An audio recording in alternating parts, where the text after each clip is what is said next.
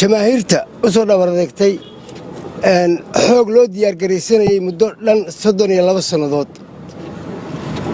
aad iyo aad baan u salaamayaa waxaan salaamayaa islaamka dhammaan hawshan ka dhiidhiyay maaha dhammaantood islaamka dhammaantood hawshan ka dhiidhiyay oo dadka masaakiinta la xasuuqayo arkay